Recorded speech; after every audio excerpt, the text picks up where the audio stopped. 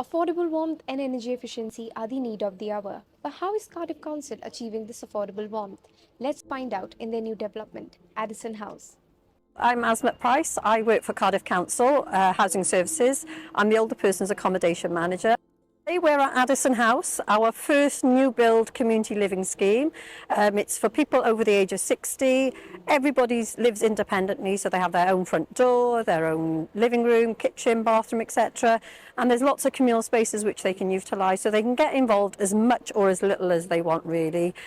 It's all about creating communities and looking after people, their health and well-being, and encouraging people to get together and mixing with each other.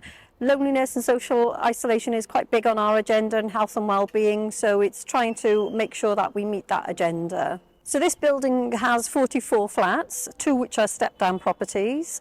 They're fully accessible, each individual flat. We have a rooftop terrace for our residents to make use of, with spectacular views all across Cardiff and further afield. We have a communal lounge upstairs for residents, and we have a communal lounge downstairs, both which have fully fitted kitchens. We have a guest suite where residents, families or friends can stay overnight for a very minimal charge. There's a communal laundry as well. This is a really eco-friendly building as well, so there's ground source heat pumps.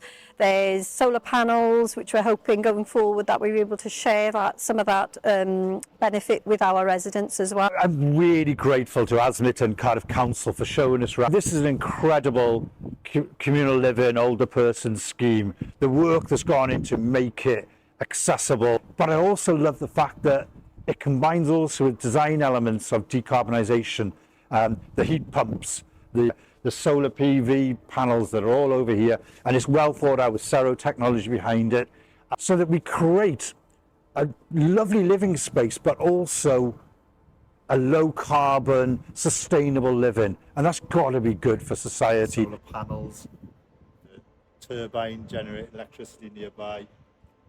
This is future living.